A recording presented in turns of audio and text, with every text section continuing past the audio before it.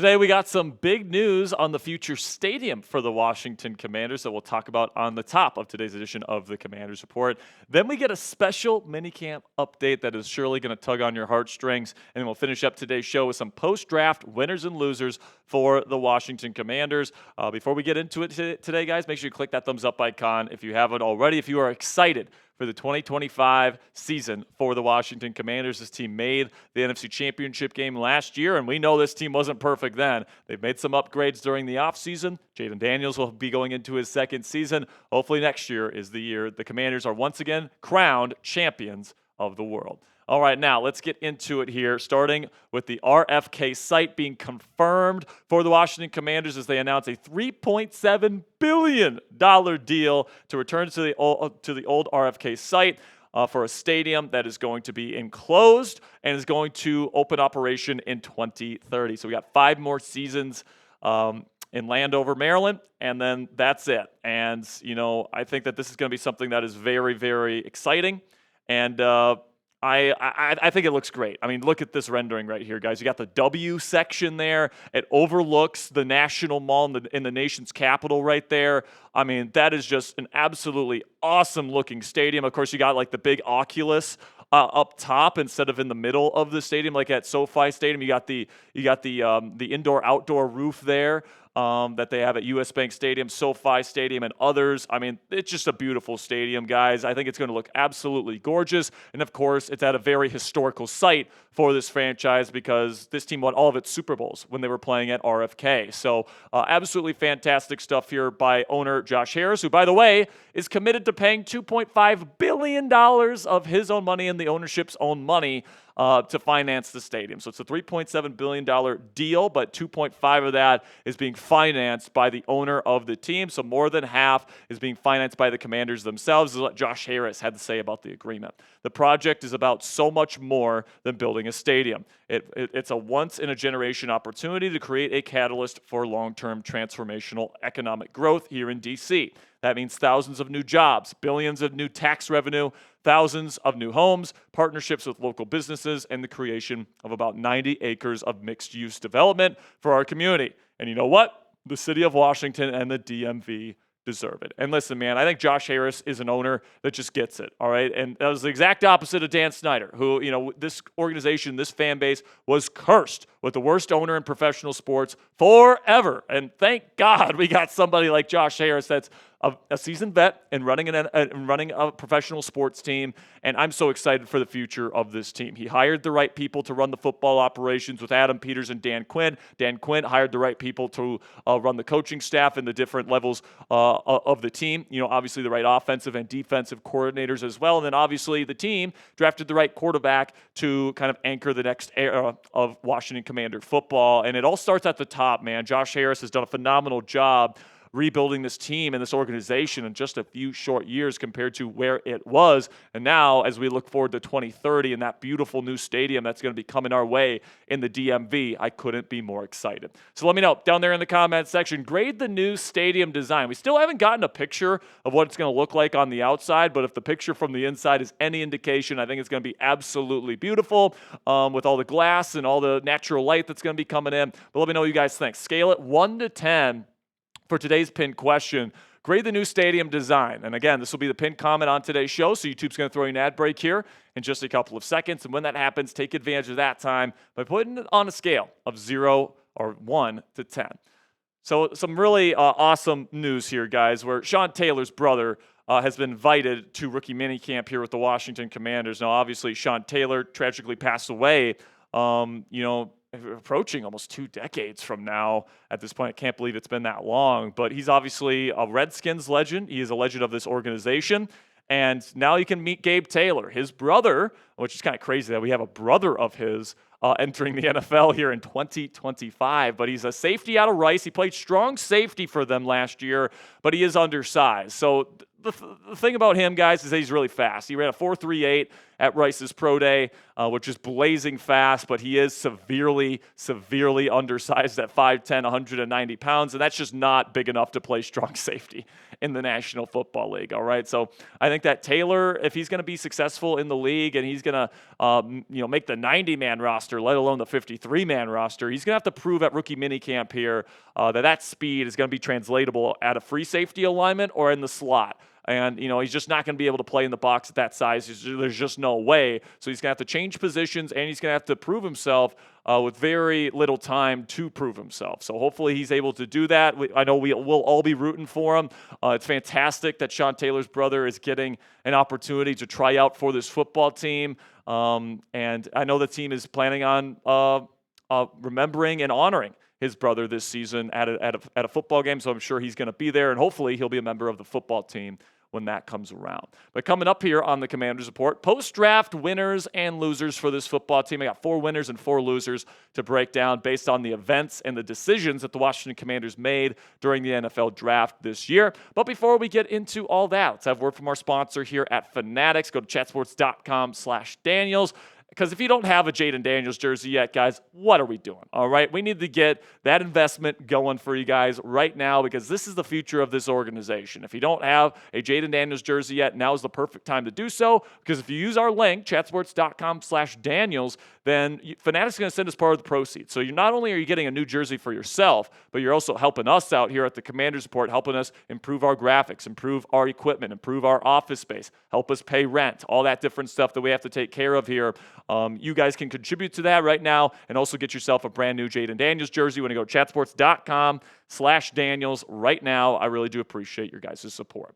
So first up here, let's start with the winners, the players that I think were very happy with the decisions that the Commanders made in the NFL Draft this year. Let's start with Mike Sainristil, cornerback that played a lot of outside corner for this team last year. Now, he played in the slot for the Michigan Wolverines, and he was drafted to be a slot corner, but because Benjamin St. Toast and Emmanuel Forbes and all these different, Michael Davis, were all dumpster fires last year, you had to trust Mike Sainristil on the outside, and, to his credit, he actually played pretty darn well out there. But, with this team drafting Trey Amos in round 2, which, by the way, was an absolute steal, also you have Marshawn Lattimore on the outside, that allows Sainristil to move back into the slot position where I think he can be more of an impact. On the outside, I think he's a little bit more limited because he's a limited athlete out there, and also he's not that big. So even though I think he's serviceable out there, which is great to have on your football team, I think he can be a true impact player and be a true star-level player when you're in the slot. And you've got guys that are more suited to play the style of defense that Dan Quinn and Joe Witt Jr. want to play here in Washington, and Marshawn Lattimore and Trey Amos on the outside. And, of course, if one of those guys, God forbid, gets hurt, you got guys like Mike Sainristil and Jonathan Jones that can, play outside and have experience playing outside. But, you have a really good configuration here where I think this could be a strength of this team when it was the biggest weakness for this roster in 2024. Then you look at another winner here, Will Harris, safety that they brought in from the New Orleans Saints. Of course, they've Jeremy Chin ended up going to the Las Vegas Raiders, and Will Harris is coming to us from the New Orleans Saints, is coming over to us here, and he's a little bit undersized from a guy that usually plays that box safety role in a Dan Quinn defense, but they seem to really like him, and I see why they like him. He's got a lot of versatility to him. He actually played pretty darn well and was one of the better secondary players for the New Orleans Saints last year. But I did think that they might go out and get a true box safety in the draft, and they didn't do that. Somebody that they did bring in as a UDFA that could fit that box safety role is Robert McDaniel out of Jackson State, who's got really fun film, man. Like, he's a bigger guy as a safety that's got good athleticism. Keep your eye on him, man. He's a little bit of a heat-seeking missile as a strong safety type. So look for him to potentially make the roster and maybe even carve out an early down role for himself here with the Washington Commanders. Another draft winner here is 2 edge rushers, Deatrich Wise and Jacob Martin, 2 edge rushers this team brought in free agency to replace Dante Fowler Jr. And of course, Dante Fowler last year led the edge group in sacks, 10.5 sacks last year, and had some big-time impact plays.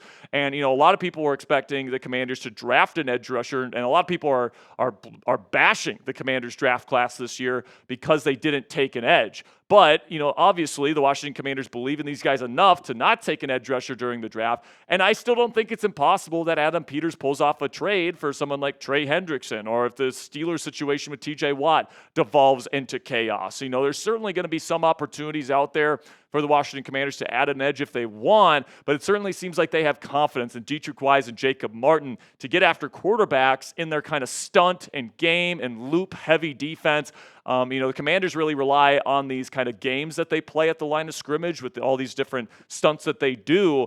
So because of that, true edge rusher talent is a little bit less of a premium in this defense. So it certainly seems like they were prioritizing cornerback play, other things on this defense other than edge rusher during the NFL draft this year. And with the style of defense that they run here, I can certainly see why. Certainly seems like the jobs of Deatrich Wise and Jacob Martin are safe for now. So now let's move over to the losers from the draft, the players that probably aren't too happy with some of the picks that they have made in the NFL draft this year. Let's start with Luke McCaffrey, who was a relatively high draft pick for this team last year, showed some good things on special teams as a kickoff return man, but didn't really have a whole lot of production as a receiver. He got on the field in moments, but definitely wasn't like a bona fide starter or anything like that. Then they took a player that's kind of similar style profile to him in the middle rounds this year in Jalen Lane, wide receiver out of Virginia Tech. Kind of a burner, a downfield threat that's also a yards after catch threat with the speed that he brings to the table, and he brings special teams value as well. Where that's kind of what you get with Luke McCaffrey. So the fact that they took a guy like Jalen Lane, someone that's very similar to McCaffrey, probably doesn't feel too good if you are Luke McCaffrey heading into your second year. You got Terry McLaurin. They like Noah Brown as well. They thought he did a really good job last year. And you got Debo as kind of your wide receiver 2/gadget piece to move around your defense, your true chess piece. And then you're going to have Luke McCaffrey and Jalen Lane battle this thing out, man. And Luke's going to have to prove himself this offseason. He's not going to get handed anything. And I do appreciate that about Dan Quinn. And Luke McCaffrey might be like, dang, man, they brought in a very similar receiver to me in the NFL draft. That means that they think I'm replaceable. That better better light a fire under this kid's ass, because the NFL is not something, unless you're like a first round draft pick, where you get handed anything. All right. So Luke McCaffrey, Jalen Lane, these guys are going to be battling it out. And hopefully maybe both of these guys can carve out a role for themselves in the Commanders offense this upcoming year. Then another draft loser here for the Commanders, Jonathan Jones, who heading into the weekend was slated to be a starter for this team. And because they draft Dre Amos, somebody that a lot of people thought was going to be a first-round pick, and somebody that's a perfect fit for this defense, Jones is going to be delegated to a depth piece now. And by the way, in terms of depth pieces at this position, Jonathan Jones is about as good as you're going to get. All right, he's inside-outside versatile, so no matter where you have an injury, you can plug him in, and you know that he's going to be able to play that position with some level of competency. So I'm really looking forward to seeing what he's going to be able to do, and he's definitely going to be rotating in, especially when injuries happen.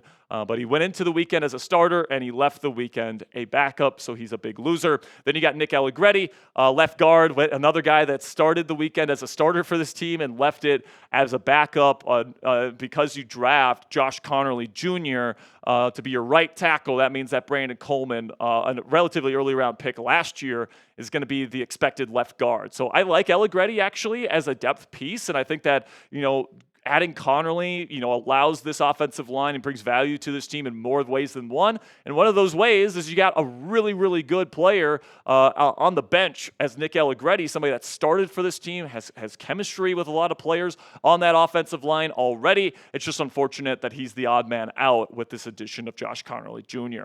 Then another draft loser here, along with Allegretti, is Andrew Wiley, where, before the draft, it was expected that he was going to compete for the right tackle spot with Brandon Coleman, and then whoever lost that job was going to start the year at right guard while Sam Cosmi continues to heal up from his torn ACL. But now it just seems like Wiley is the one that's slated to start at right guard. And then once Sam Cosmi comes back, obviously it's his job. So then Wiley will be a swing guy that can play both inside and out. And honestly, I really like this role for Andrew Wiley. In terms of a swing type of backup offensive lineman, there's not a whole lot of players that are better than Andrew Wiley, because he's played guard, he's played tackle as a starter in this league. So to have guys like Nick Allegretti and Andrew Wiley fill out the depth of this offensive line, especially as we look forward to playoff time next year, I think that's extremely, extremely valuable, and I'm starting to really like the depth of this Commanders offensive line, which is not something that we could say very much in the past. So sound off for me down there in the comment section. Who's the biggest winner and loser from the Commanders draft this year?